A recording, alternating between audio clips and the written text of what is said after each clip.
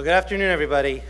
Larry, thank you very much. That was a great speech. Thanks, Ian. There's great lessons to learn, and as someone who's taken that leap, I think you're right. There is a lot behind what it is to be an entrepreneur, and today's panel is going to explore all of that. This idea of the excitement of entrepreneurship, I think, is the best way to have a panel during Entrepreneurship Day at a university. It's what does it take to be an entrepreneur? What kind of excitement do you derive from being an entrepreneur? And what kind of risks do you take? And where do you take those risks? And how do you do them? The panel today is an excellent panel. It's a group of people who have that experience and who you can really learn from. My name is Ian Simpson. I'm the founder of Teevolution, this iced tea bottle that's up there that you guys will all enjoy during the break. I started Teevolution last year after 3 full years of planning and development in the middle of the night while I was working at IBM.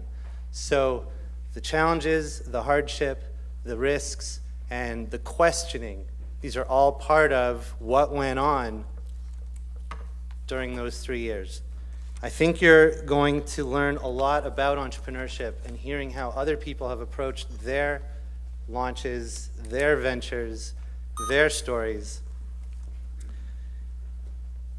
And I'll start by introducing Ima Kamara, who is a first-year student here at Georgetown and vice president of the Entrepreneurship Club. She'll be moderating today's panel. She's also pitching today as part of the Hoya Challenge, so I think you'll get a great opportunity to see her and to see what she has to say to her panelists. Ima.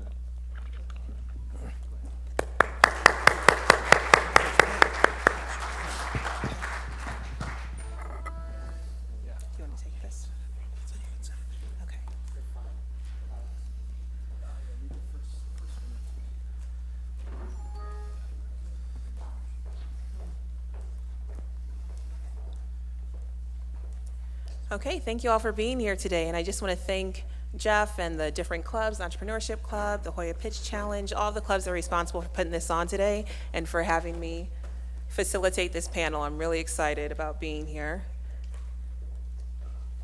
All right. So as Mr. Robertson just said, when you've met one entrepreneur, you've met one entrepreneur. And we get the opportunity here to meet a whole panel of entrepreneurs. So to keep us on time and to get the most out of this, let's go ahead and get started. The first thing I'll ask each entrepreneur is to introduce themselves and tell us briefly about your current entrepreneurial venture. So I'll start with. Okay, no mic yet. When we get down to mic, I'm going to move this down because that was very loud. All right, thank you. My name is Brandon Partridge. I'm the founder and CEO of Skyland Foods. Actually, just by way of context for here at Georgetown, I finished my MBA through the evening program in 2010. I started Skyland Foods the summer after I finished the program. I've been doing it full-time since February of last year, and I was doing it full-time by myself until last summer when Katie Keckler, who was a graduate of the full-time MBA program in the 2011 class, joined me, and we've been sort of building out our team, and we're developing a line of sort of healthy, nutritious, good-tasting dairy products that provide functional health benefits, really building on my experience in the food industry, and particularly the dairy category, where I really felt like that category was not delivering in terms of what the consumer was seeking and with respect to healthy foods and beverages. So we're in product development now, going to market later this year, and look forward to talking with you and hearing from the other panelists.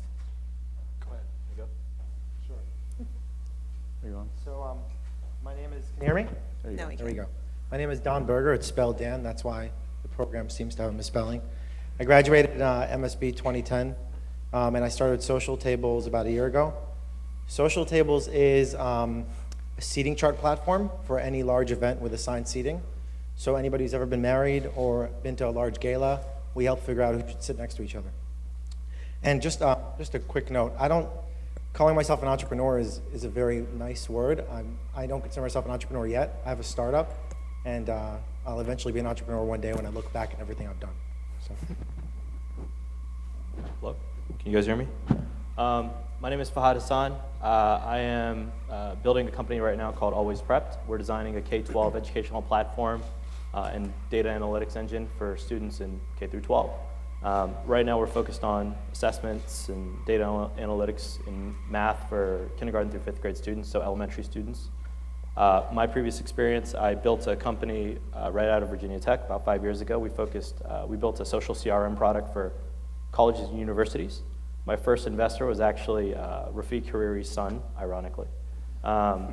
And raised a bunch of money. We got acquired by IntelliWorks, another local company here in the district, in 2008. Worked there for a couple years. IntelliWorks actually just recently got acquired by Hobson's, which is an international conglomerate based out of London. And we basically provided college offices and universities with CRM tools and software that help manage the admissions funnel. So that, my life has been in higher ed, but I'm shifting more towards what I'm passionate about, which is helping kids learn online. First of all, remind me to talk to you about Startup Weekend EDU. Can you guys hear me? Yes. Okay. I'm Heather. About 6 years ago, I co-founded an educational technology startup. I know Fire, by the way. I saw you. Oh, do you really? Yeah. Awesome. Don't mind us here. Rocket, check it out. It's awesome. It's been going fantastic. A couple of years in, I realized that as somebody with just an undergraduate degree, and I was the founding director of academics, if I wanted to stick around in startups, and I knew early on that I did, I'd have to go back to school and become more of a generalist. So I came here, pursued my JD MBA, and technically I'm not a dropout yet, by the way, but did a year of law school, a year of business school, and over the summer started working with a former real estate investor, actually still a real estate investor, wanted to start a technology fund, and through our conversations I asked him what background he and his then partner had in technology, and he said none, and I was like, that's a terrible idea. And let me tell you why. And so over the course of the summer, we started working together. It went very well. We started as an angel fund. We're now a micro VC fund. We've got a portfolio of very early stage companies that I'm super proud of right now because they're kicking butt. And then I have my hands in a bunch of other things like Startup Weekend Education and an accelerator in the works in New York City. It's a good segue to what I'm doing. My name is Michael Goldstein. I am about to launch an accelerator program in Georgetown, not the university, the town. And we work with consumer internet, early stage startups. So we're very focused on consumer touching startups and pre-revenue, some sort of working prototype. And we bring them into our offices in Georgetown. We work with them for 4 months, provide them seed capital, really work sort of high touch, hands-on with the startups, and try to unlock a tremendous amount of value in a short amount of time. The whole thing ends with a demo day where investors come in and see our companies, and then hopefully they get funded. That's really our goal, is to get our companies funded. My background has always been entrepreneurial. I started at Boston University selling cinder blocks to students when they moved into the dormitory rooms to raise their beds. Took that to many schools, including Georgetown, and then from there came back to DC, where I'm from, and have started and sold 3 businesses since then. Okay, thank you. So just to let you know how it's going to work today, participants were invited to submit questions for our panelists. So I have a list of questions that I'll ask, but hopefully we'll have time to do some question and answer. So there are 2 microphones up here, and as we get towards the end of the conversation, think about some great questions, and hopefully we can address those. All right, so first question in any order. What's the worst thing about being an entrepreneur, and what's the best thing about being an entrepreneur? And you can say best thing first, it's fine. Anyone. To me, it's kind of it's a little bit of one and the same. It's the ambiguity and making certainty out of ambiguity, and realizing that ambiguity can become whatever you want it to become. So, it's having that vision, that dream, and then figuring out, given the sort of unknown resources, how you connect the dots to get to that vision. I think to me that's what is so appealing about it, and why it's become an addiction that my wife is trying to get me out of. I'll just, if I can just quickly add to that. I think it's It's just similar to what Michael's saying, but it's lonely, and the loneliness can be great, and the loneliness can be terrible. It's lonely because you're at the top, and you oftentimes have to make decisions on your own. But that's why it's great, because you're at the top, and you can make decisions on your own. My worst thing is my mom nagging me to get a real job. In all seriousness, I think, resonating from what these guys are saying, it is a lot about that, especially when, I'm from a different country, obviously. I wasn't born here, but I was raised in the States, and my parents, and like a lot of the folks in this room probably, are from a different culture or from a different generation, or even if you were raised here, right? Most of us are taught, go to school, go to college, be a professional, which is awesome and great, but this concept of entrepreneurship is something you really have to fight for, especially early on with your family and friends. And it's hard, especially when people who you love and trust, and they want to support you, but it's hard for them to get their mindset around, this may or may not work, what he's doing, how long is he going to do it, how long am I going to have to let him live in his bedroom? There's a lot of that, and it's a mental strain, like he's saying. A lot of times you're alone, you just have to keep grinding, and you want to quit a lot of times, but you don't. If you love it, you just keep going. So, Yeah, I would piggyback on that a little bit. When you have what I will call a more conventional professional life or work life, you are responding, often to either requirements or imperatives that are placed upon you from outside. And you don't always have the ability to either say no or to alter them or to change them. And when you're in an entrepreneurial world, or especially if you're a founder and technically your own boss, those are all things you're putting on yourself. And so when you talk about your relationships with your family and other people, if you have to miss something in your social circle or family life or whatever because of work, when you work somewhere else, it's for work. When you're your own work, how you draw the lines, what time to leave the office, what to miss, what to say, I still elevate this over the requirements of my job. Those lines are much blurrier, and I'm married with 2 kids, so there are times when I understand why the 21-year-old kid who can eat Taco Bell every night for dinner, can sort of, all right. But, I happened to embark upon this at a stage of life where I already had sort of like literally and figuratively sort of fixed costs in place. And so I was, after having drawn a conventional paycheck for many years, how to go about navigating some of those things were difficult for me. And as many of these guys have said, the hard things are also the best things. It's the autonomy and the control and the sort of the ability to kind of chart your own course. Yeah, along those same lines, I think another one of those best and worst elements is that it's completely addictive. Starting a new venture, whatever it may be, becomes a habit, and you go through all of the same cyclical highs and lows. They're fun and frustrating and everything all on their own, but more importantly, I like starting things. I don't like finishing them. So I start a lot of things, and I have to find somebody else to work on that because I'm already moving on to the next idea or project or fund or accelerator or whatever.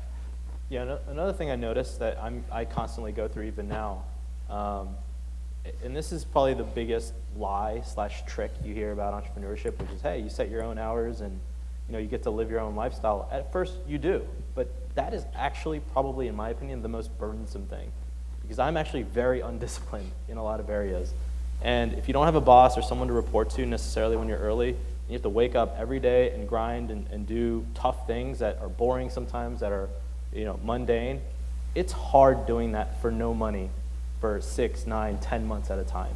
And I constantly struggle with that all the time, is you have to stay excited about it sometimes, even through the boring parts.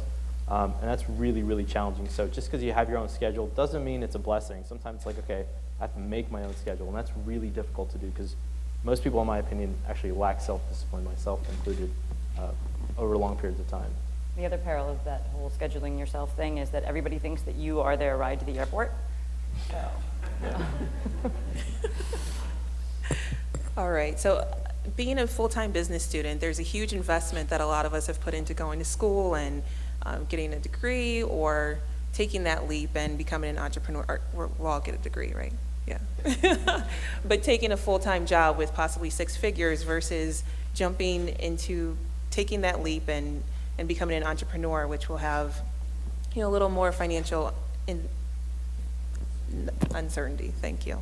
Catastrophe. So could That's each what of you you mean to talk say. about when that tipping point was for you, where you decided to leave a little more of a secure position and take that entrepreneurial leap, and what that was like? I think entrepreneurship is a huge privilege, and I'm thankful to have that privilege every single day. I have student loans, which, by the way, you can't get forbearance on your loans unless you're for entrepreneurship. You can get, if you're listed on like monster.com, you can get forbearance. But there's no forbearance option for entrepreneurs, which is something they should change. But that said, so I do have student loans. I totally relate to what you're saying. So you can drop out in the middle like Heather. I'm already repaying, Don, by the way. I'm already repaying. Right, defer, right. But at least stop payment is what I mean. Or Stop incurring. or you can swallow hard and keep trucking. But I just want to say that it's a huge privilege to do it, in my opinion. And what was your tipping point, Don? My tipping point was working at a large consulting firm. The end. Enough said. I'll answer this because I can actually pinpoint I had sort of 2 tipping points, and they're separated by several years. As I said, I had a more conventional work life. I actually had a very conventional Washington work life for many years. I was a lobbyist. And when I was about 29, I was in a meeting with a bunch of other lobbyists who were working on the same issue I was working on. And I was already having some questions about whether this was something I wanted to be doing for the long term. And there was a guy in the meeting who was a partner, no doubt very well compensated partner at a very big law firm here in Washington, who was in this meeting. And it dawned on me, he was probably in his mid-50s, and it dawned on me, he was serving the exact same purpose in that meeting that I was. And I remember thinking to myself very clearly, like, if I am in this meeting when I'm 55 years old, I'm going to kill myself. And I realized that, like, that this was a signal to me that I needed to pivot and get off of this track I had been on. And so that was the tipping point that actually sent me to business school. And the tipping point that sent me to Skyland Foods occurred in the 3rd year, because I was an evening program student. And I had this idea for what is now Skyland Foods, but it was kind of just a rough product idea at the time. And I was going through the more conventional career management process at that point. And I was at an information session for a company that would have been the perfect kind of company for me to work for, given what I was interested in doing. It was consumer products. And there was this woman who was giving the talk. She was a brand manager, an assistant brand manager at this company. And she was talking about what a great job being a brand manager is. And it is a great job, and in fact, one of the great things about it is that you have these touch points all across the chain of the life of your product. And she kept using this phrase over and over. She said, "It's like you own the business." And then she would go on to describe some other benefit, and she would say, it's really like you own the business. And I remember this was September 29th, 2009. And I walked out, and I was just like, this is the universe sending me the signal that I'm not supposed to move my family and start something where I'll be in an 18-month rotation to then go on another 18-month rotation, and I'll be 40 years old before I know whether or not I have a future with this business. I should just own this business. And I literally went from there to a coffee shop, got out my laptop, and I just hammered out like 3 pages, which I still have in my desk, that became basically the mission and vision and all the contacts I knew who could help me and the resources I would need to gather in order to get it started. And I just felt like, everything was lining up to tell me that this is what I was supposed to do. So that's mine. For me, it's a little different than these guys, I think. I think I've always been an entrepreneur, like a lot of the people in this room. And you kind of live your life, and no one really tells you what that is until you're a lot older. Like right now, you're like, hey, you're an entrepreneur. I guess I am. Growing up, I didn't really think about ever getting a job. That never really appealed to me. I was always very curious. My parents tell me all the time, when they bought me my first bike, I took it apart before I learned how to ride it and put it back together. I sold bubble gum in elementary school because I liked hustling. I lied to my high school. I shouldn't say this, but I lied to my high school about going to an internship when I was actually going to a little incubator in Rockville, Maryland, and working on a little side project, which was basically like Geeks on Call in 1999. I was always doing stuff because I was curious. I was a young, excited guy, and I wanted to make a lot of money, and I wanted to do cool things. My friends were getting a job, whatever, and I was just like, I'm not excited. And one of the things I haven't heard today yet, I'm sure you guys will at some point, is whatever you do, there's got to be a sense of passion in it. You know, you have to wake up being excited. You don't think about being excited, you just are. And that's what entrepreneurship really is. And when you find yourself in those moments like these guys have, and I'm sure they did it at some point as well, you just know what the right moves are. For me, you know, my tipping point, if you will, was actually after I sold my last business. I was young, I raised capital, it was awesome, I built a small company, and we got acquired. And most companies work like that, by the way. Most companies don't sell for hundreds of millions of dollars that you read about in the papers. Most are acquisitions or mergers, and you merge with a bigger company and life is good. I got my company acquired when I was 23. I got a really nice salary, I got a nice position at a much bigger company, and I was learning a lot of cool things from the CEO there. And I got to do a lot of awesome stuff that my friends weren't doing at the time. If I wanted to go to Vegas on Friday, I went to Vegas. I want to watch my Cowboys play, I went to the stadium. And life was good, but I was extremely unhappy because I wasn't constantly hustling. I wasn't being challenged enough. And you know, moving a small piece at a really big company is way different than moving a big piece at your own company. And I just kind of felt that, and I was like, you know what, I'm done with this. And added on to my personal life in terms of what I want to do in education. I mean, selling software to, you know, University of Maryland, as nice as that is, hope no one from Maryland is here, or Georgetown, it's not as exciting to me as, you know, helping a kid learn something. And at that point, I was like, you know what, I'm done. And I moved on. And that's actually how I met Jeff Reed, through NIFTY, National Foundation for Teaching Entrepreneurship. Went to inner city high schools, tutored kids all the time. I tutored kids in college. They didn't even know I was a tutor. I was like, who's this random guy answering my questions? I just love teaching, and I felt like, you know what, I'm going to go do this for the rest of my life, and so I quit. Yeah, you know, and in some respect, first of all, most successful businesses, that's what happens. Like you said, most businesses. Yeah. So you're right. Not most. Not everyone gets to sell their company. Not true that most businesses sell or are acquired. You know, in some regards, I totally agree. I was always an entrepreneur in some respects, but there's a trend every time I start a new venture, and I'll get to that. So kind of similar to you when I was 11. When I was younger, surf stickers were really popular in South Florida, and they came on clothes, and people would take the tag that was actually a cool sticker off of surf clothes and like put it on binders for school. And I talked my like 11-year-old boyfriend Michael into collecting all of the stickers from his clothes with me and selling them at school.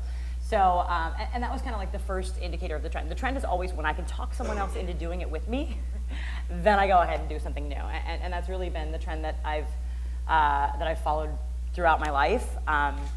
It's been relatively easy because I've been really lucky to be surrounded by a lot of really smart people, and maybe that is me positioning well. And I'm pretty persuasive when I want to be also. So yeah, I've launched a lot of little silly, I mean, not all businesses obviously, but a lot of projects. And again, it's an addictive process for me. I can't stop, really. So.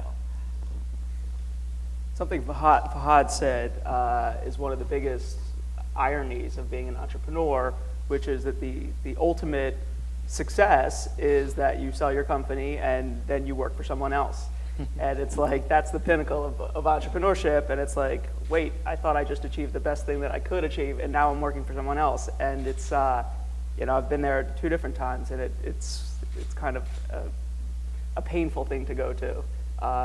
But anyway, the thing the time that I could pinpoint, I was 7, and I would go out. I collected stamps, and I would go out to this store, and they sold stamps in this big bin, and they were all the same price, a huge bin, and you could just buy them for 5 cents a piece. And I would resell them to other friends that I had that would sell stamps, and I would put a markup on them. And my father got me business cards that said Michael A. Goldstein, stamp dealer. And so, you know, I would go into the negotiations with my friends and give them my business card, and it added a layer of legitimacy to my 7-year-old business, which is really funny because now I have a 7-year-old, and the business is the furthest thing from his mind, no matter how much I reiterate it to him. So yeah, at that moment I knew. I mean, I had a business in college. I have businesses all the way from 7 all the way on. It was never a consideration to go after college to to get a job. It wasn't. All right, thank you. Can I make one other comment about Sure. that? This is actually something Larry said resonated with me because a lot of the sort of kind of the narratives that you hear about people who are successful entrepreneurs often sound a lot like some of what's been set up here about, oh, I cut grass when I was 13 and I sold t-shirts in college and I chartered a plane and took a bunch of people on spring break so I could get my trip for free. And there's this, I believe, and I think this is a little bit of kind of the American sort of work ethic narrative thing that builds this, but I actually am afraid sometimes we sort of talk people out of being entrepreneurs because we speak about it as though it's something that's in your DNA. And I actually, as I said, I worked for Nestle, and so I always say I've worked for the largest food company in the world, and now I work for the smallest food company in the world. I actually think that, there's a very good chance that if Skyland Foods is successful and we either sell it or do whatever, that this might be the only business I ever start because I had a passion for this product idea and this product category, and I knew enough about it, and I felt like I had the tools to try this and be successful. But I could, and perhaps unlike some of the other people up here, like if Nestle acquired my company, I could probably charge back into the heart of Nestle and run their U.S. cultured dairy product business if I needed, if they wanted me to. And so I say that not to denigrate anybody who started 100 businesses because that's highly admirable, but I guess it's mostly not to discourage someone who doesn't feel like that description applies to them from thinking that if they have an idea, they couldn't pursue it. Because I don't think it has to be a calling from deep within you. It's more about, I think, seeing an opportunity and understanding what you could do to sort of take advantage of that opportunity. Thank Yeah, you. I mean, one of the things, sorry to interrupt, but one of the things she said was that resonated really well that you're kind of talking about right now is most people don't get their company acquired or merged. 98% of businesses fail, and that is a fact. That's not just some thing you read about in the paper. That really happens. I have friends all the time, myself included. I started a million things, and 999,000 of them failed.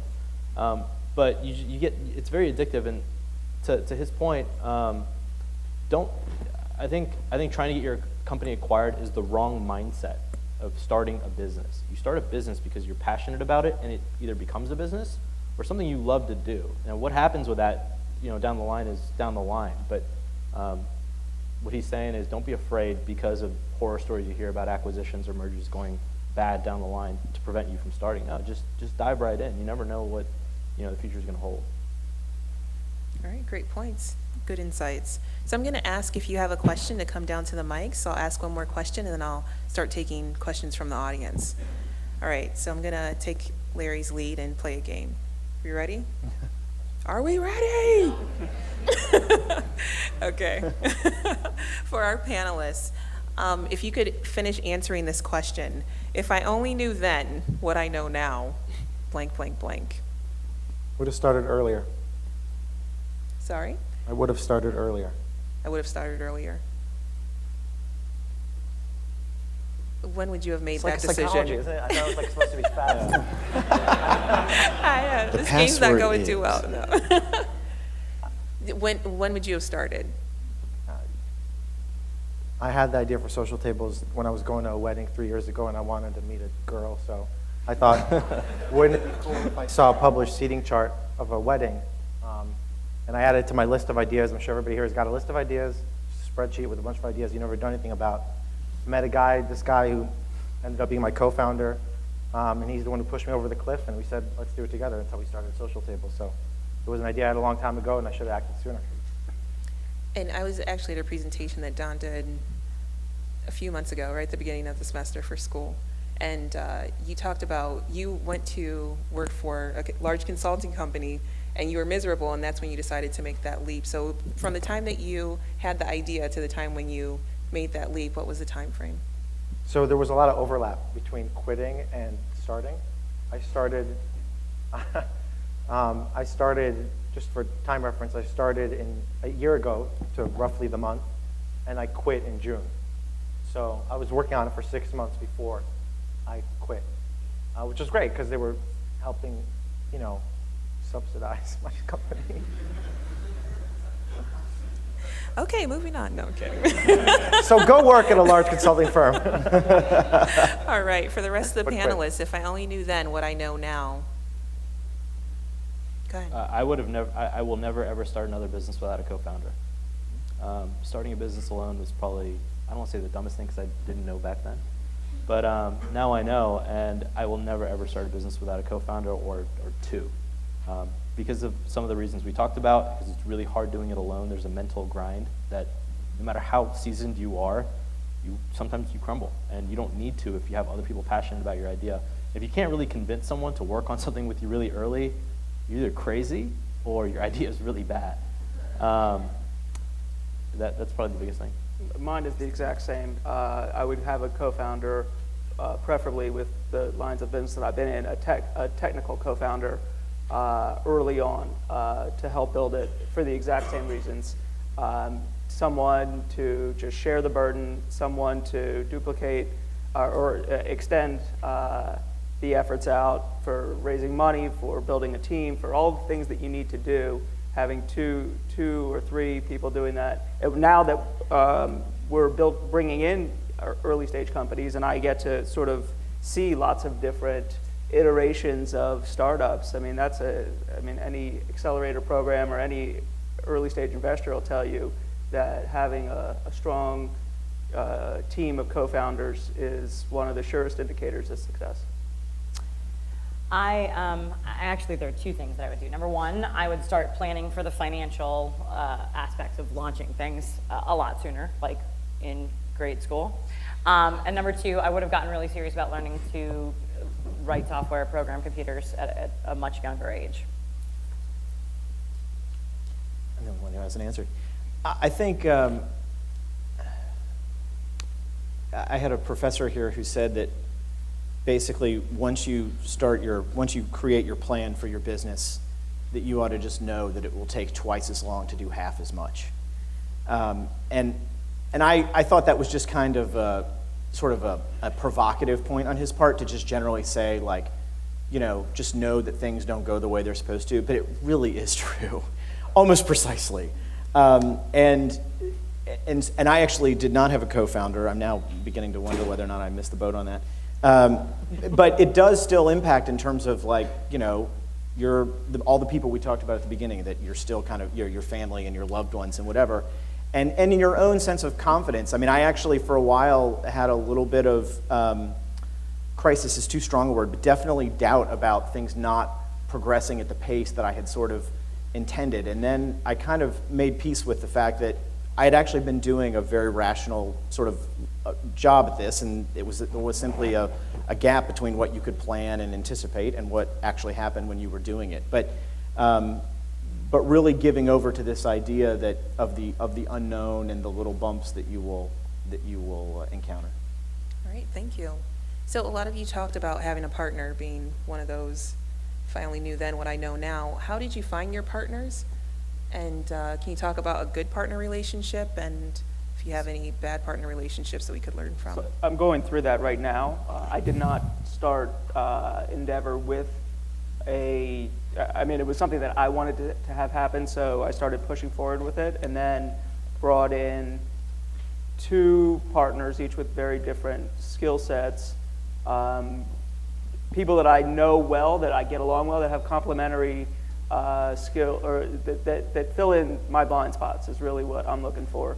And actually I'm about to bring in a fourth partner, and she complements the things that I miss very, very well. So I'm looking for someone that, I can see the mistakes I've made in the past with different businesses, things that I should have caught but didn't, and then finding someone that has the skill set to pay attention to those holes.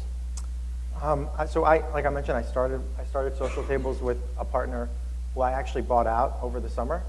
And I think that's actually a very common thing with startups. People just start something and they're like, this is gonna rock, we're doing awesome. And then they realize that priorities are different. Commitments change. So I bought him out because he couldn't quit his job. And it was the best thing that's ever happened to me. For those who follow sort of my story, since I've talked a couple of things here, you've probably seen my ups and downs. One other thing that I think is really, really helpful is creating a partnership charter. So a lot of companies have legally binding documents that say, okay, this is your share, this is your share, and that's it. But there's also all these conversations that are really important to have that I never had with this guy that would have really helped if we did. So for example, what are your expectations? What's your job description? Those are things we never talked about. And just because we were pie in the sky startup land.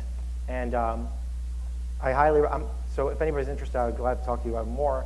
But there's a great book called The Partnership Charter, written by a guy named David Gage. And he talks about how to build a great partnership. All right, we have a question from the audience, Diana. Wait, one more. I have a good comment on that, actually. So, I half jokingly said earlier that I convinced my 11-year-old boyfriend to do the sticker thing with me. It didn't last long. I've never been a person who asked for permission. I also didn't ever even really consider the traditional career management options here. My first job out of college, I wanted to go work at the film festival in Fort Lauderdale, and they didn't have an internship program, so I sent them over a faxed resume, and I showed up at the door, and I was like, hi, I want to intern for you. And as an intern, I created an internship program and then went to work there for years. So I'm not a person who asks permission, and I think that that's the most successful relationships I've had have been the people who are at least as passionate as I am, and I know that because I don't have to talk them into anything. I don't even have to ask them. We find each other, we work together. You can't talk your friends into launching a startup with you, because generally even your best friends aren't gonna have the same really core passions. And you need to find somebody who is, you want the person who comes and knocks on your door, really. Those tend to be the best relationships. Yeah, and I don't want to disagree with what Michael said. I think he makes a really good point. He talked a little bit about being very analytical about finding a partner or someone who complements you well, and I agree with all that. That's important and good.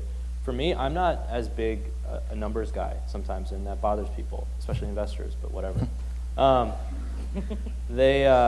For me, it's a lot more serendipitous. For me, it's a lot more touch and feel and just how you jive with someone, And she made a really great point. She was saying, someone who's going to do stuff without being asked, and that's the best sign of a partner, is someone who's extremely passionate about this idea or concept or vision that along with you.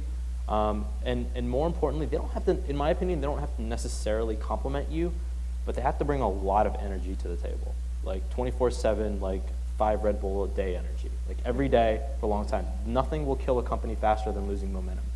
When you have momentum early on, just ride it forever if you can.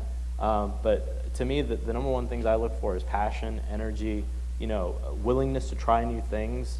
Someone who isn't afraid, and even if they don't know stuff, they'll go out and learn it. So that's kind of my take on partners. You would ask the second part to that question, how do you find them?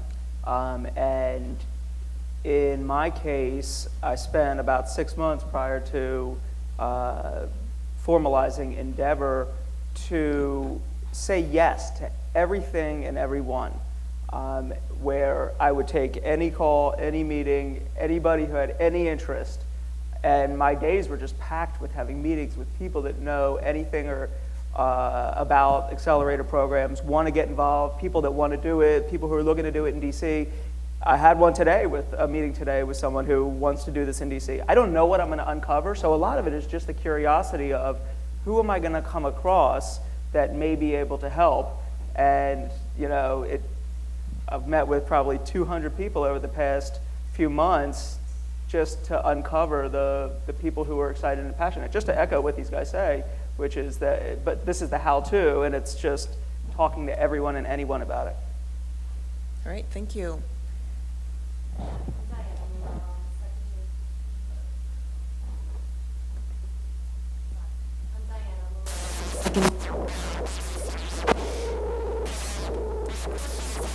We have enough.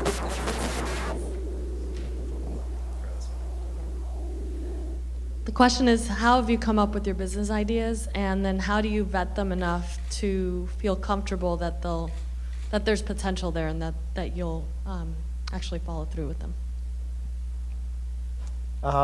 So I think there's a lot of focus about ideas, and I think it's not really important. It's all about execution. There's a lot of ways to test ideas without having to spend a lot of money.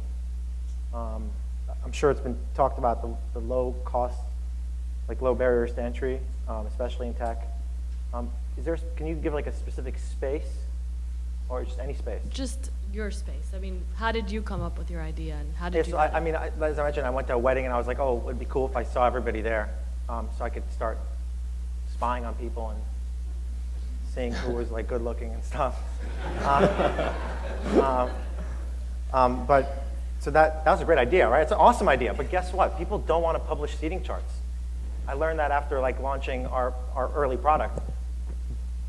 People planning events don't want their seating charts to be public, and that was like a big blow to a big blow to our business, because there's this amazing idea that I thought was great and it was terrible. So you raise a really good point, and we've kind of changed a little bit, and now we're really focused on a planning experience of creating seating charts. But that's just my business. I think the bigger picture is being able to test everything. So building what's called a minimum viable product, or MVP, putting something out there, testing it, and if you can't even do that, then putting up a page and says, our product does this. Click here to do it. And then as soon as they click it, oh, we're almost there. Give us your email.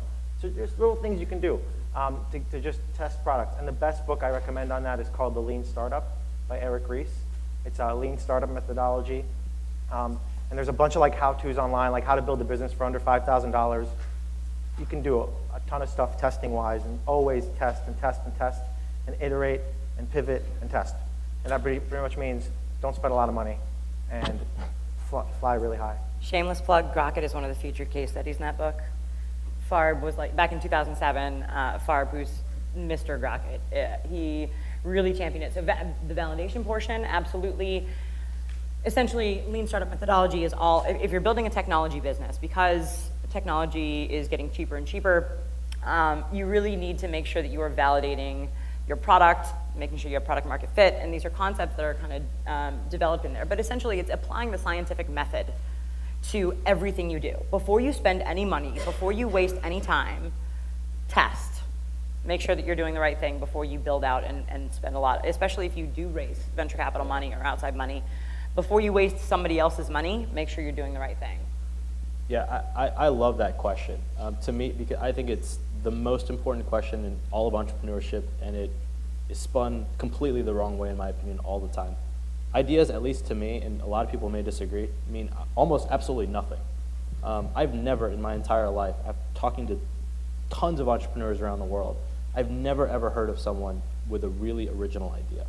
If you mention something, give me 5 minutes and I will find it on Google. Someone somewhere in the world is working on your idea.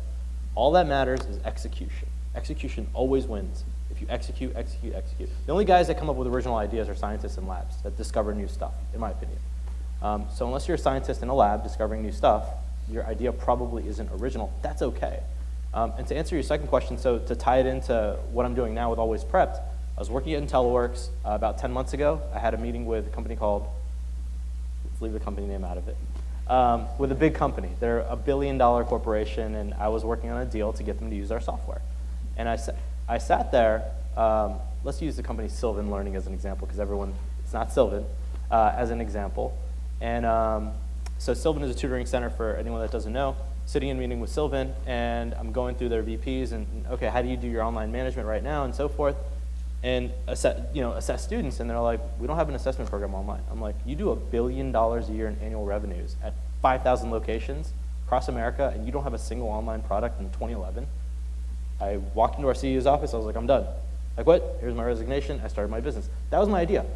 But you go online, there's a million websites that offer assessment, that offer kids how to learn online. But someone's gonna win. And to me, that's the exciting part about being an entrepreneur. I wanna win. I wanna be the company that wins. And that all leads to execution. It doesn't matter how good my original idea is. It probably won't be my the finalization of that idea. Ideas are never done. It's like software, you're always building and growing. It's all about execution, in my opinion.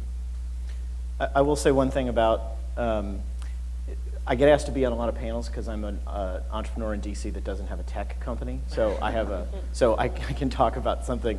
I have a different experience. Because I have a food product, to me, the first time a consumer touches my product is the critical moment that will lead to the success or failure of this product and this company.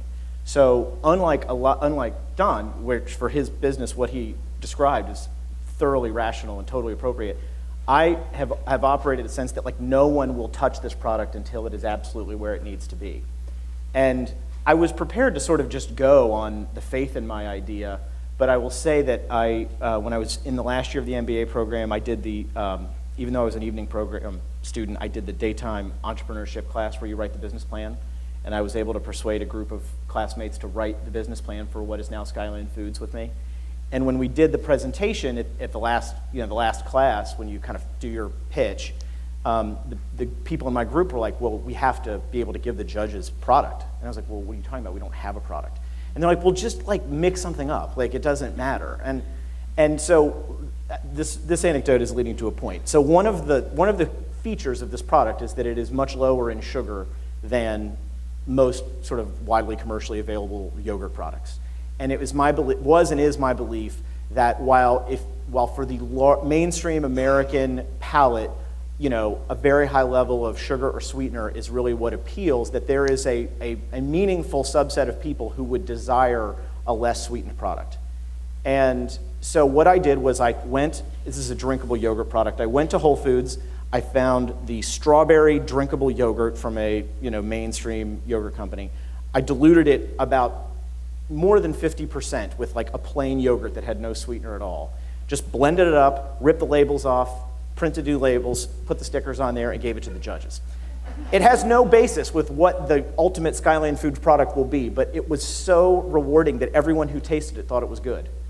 And it just sort of, that was the one thing where of all the things that will determine the success or failure of this product, that's the one thing that I sort of just started with the belief that this was the case, and the fact that I got that validation has really been kind of wind at my back at some of these more difficult moments. So even though ultimately in kind of a broader consumer sense, we won't really get to validate that idea until we're literally like at the precipice of going to market, I did have an opportunity because some people forced me to just kind of like put a few of those ideas out for evaluation, and the positive feedback was very rewarding. I'll give you 4 different businesses that I've started in 4 very different approaches. Cinder block business. As a freshman, I had cinder blocks, was the envy of my floor in my dorm room, and so it was out of, I know that there's a market for this, so I'm going to do this. And then it grew and grew and grew. But it was just, I have something that other people want that are heavy. The second business is Magazine of the Month, which was very much an idea that was, wouldn't it be great if this existed?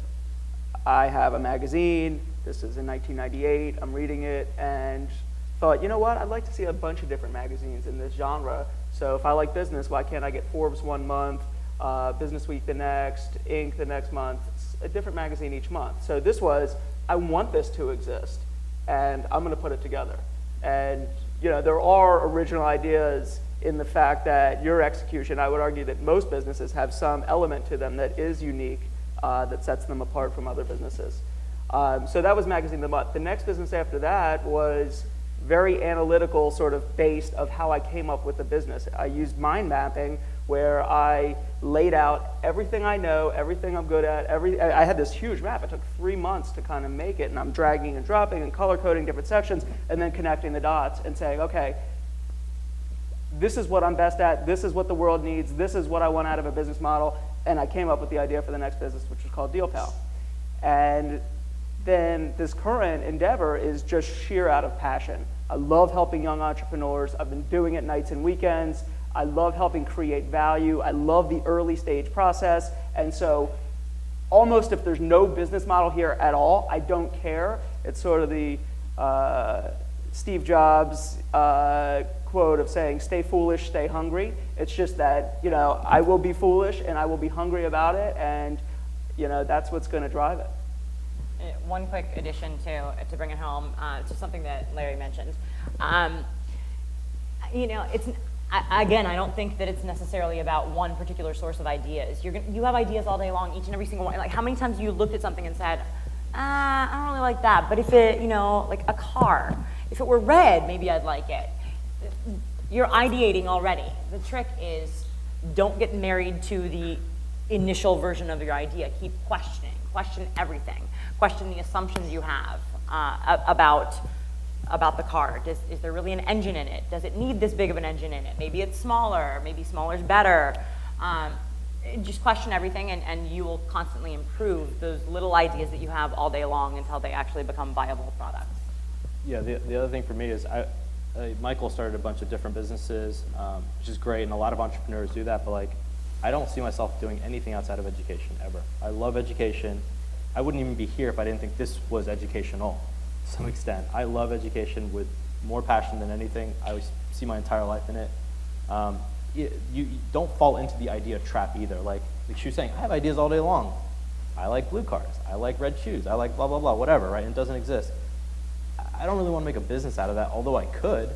I just don't. I know in a year or two, I'm going to wake up and be like, what am I doing? I'm selling red shoes, right? But if I wake up, I know a year or two later, if I'm impacting education in some way, I'm still going to be excited about it. So for me, like, although you have ideas, make sure you know how to vet them out that align with your personal life, your social good desires, your personal passions in life. That's the way you're going to gain the most momentum, in my opinion. And you asked one other part to that. How do you vet them? Was that part of your question? Yeah. I give it to the smartest people I know and say, tell me what's wrong with it, and they poke holes in it. And I know I have the right business when I feel like I can adequately defend all of the major holes. I can't defend everything about it, but the things that the smartest people I know can poke, if I can address in a way that I feel is compelling their concerns, then I feel like I have something. All right, thank you, panelists. We have another question from the audience. Yeah, I'm Eva Schiffer, founder of NetMap, and I have a question that relates to the last one, and that's about learning. Do you have learning partnerships or mentorships? And if so, how do you develop them to the fullest? The reason I'm asking is that as an entrepreneur, you're always selling, you're always perfect, you're always amazing. How do you deal with, sometimes you have to go to someone and say, I don't know, and maybe it's not right. How do you deal with that? Do you have that, or can you live without? I always say that part of this idea of the tipping point and making the leap, to me, particularly because I didn't grow up with this expectation that I was going to be starting things and founding businesses and doing these ventures on my own.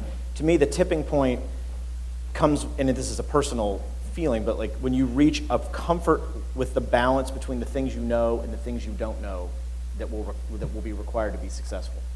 So I even, when I was interviewing people for the position that Katie now holds, I would even say to them, like, you need to know there are not insignificant parts of this business that I don't really know how we're going to do them yet. I did have a comfort level, though, that my knowledge of the industry and the product category and the people that I knew meant that when I got to one of those places, I would at least know who to call. And very early on, I assembled a board. I don't have any outside owners, so those people don't have kind of legal oversight of me, but they are people I have sought out to help fill my gaps. And I achieved a comfort level with that I knew enough to be viable, and I knew how to find the rest. And I have tried to cultivate relationships and be real transparent about what I don't know, and be really proactive in reaching out to people to kind of create this extended team. Even if there are people who don't show up at our office, there are people who are part of this effort to try and make this successful. Actually, the need for good advice, I'm so glad you asked that. The need for good advice is a very valid argument for taking on investment, outside investment, from the right investor. So a good venture capitalist, a good angel investor is somebody who will not just give you money and say, go play. It's somebody who's going to check in with you once in a while or be available for phone calls when you need help. Our portfolio companies know that they have that I have a completely open door policy. They can call me any time of day or night and ask me a question. I don't always know the answers to those questions. In fact, there are a lot that I don't know. I'm very new to this. But I know people I can introduce them to answer those questions. So I actually got the best compliment yesterday when I was at, one of our investments is an accelerator program in New York. I was over working with some of the companies that just started a couple weeks ago. And I walked into a room, introduced myself, 2 companies share a room. Introduced myself to the one, I had them describe what they're working on to me, and I said, how can I help? And he said, right now, we're really just busy in development. So I was like, all right, I'm gonna let you get back to work. Went to the other guy and I said, did the same thing. He told me about their business and I said, how can I help? He needed to meet game developers and people who working in the gaming industry. So I said, all right, I pulled out my computer, I did an introduction email to a couple people, and I said, anything else? And that was all he needed. And I said, all right, let me let you get back to work. And the two of them, as I was walking out, said, thank you so much. And I was very confused. I was very confused. So I guess the look on my face of confusion indicated such to them. And he said, thanks for coming in here, asking what we need, and then getting out of our hair. Because they've had so many people come and blab to them for the last couple weeks that they haven't had time to really work on putting out another product that they can keep testing. So for me, the big thing is asking how I can be helpful, and then knowing when to shut my mouth. Yeah. So to add to that point, I mean, you asked a really good point. Everyone's talking about, Brandon talked about an advisory board, I think, potentially, right? Not a board of directors, which is different than an advisory board. I've always had great mentors, great advisors, CEOs of companies and so forth, but one of the things that you should be cautious of when you're seeking help as a young, aspiring entrepreneur, even if you're older, everyone gives advice because it's free. And you should be cautious of who you get advice from, because not all advice is good. And actually, a lot of times it leads you down the wrong path. And it's tough to vet that stuff out sometimes when you're early, because you don't really know what to look for.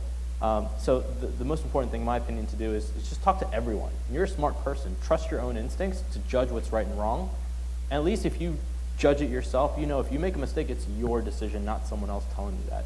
So that's point one. Number two, I actually flipped the learning thing on its head. When I went through high school and college, and I started ventures or businesses, like a lot of the people in this room maybe right now, I was completely the opposite. I went into meetings and investors, and actually, this is actually how I got my first investors. Actually, I got my company acquired, I think. I went in and said, look, I want to learn. I don't know this stuff. You're smarter than me. Teach me.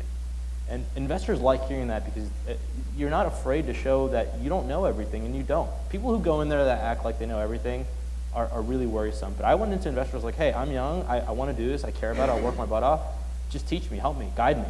And when we got acquired, I said the same thing to the CEO. He wanted to buy us, and I said, look, he's like, why do you want us to buy your company, whatever? Why do you think this is a good partnership? I said, because I'm 23, you're 40, you built a company on Wall Street that's worth $3 billion. It's like, I want to go learn from you for the next 5 years.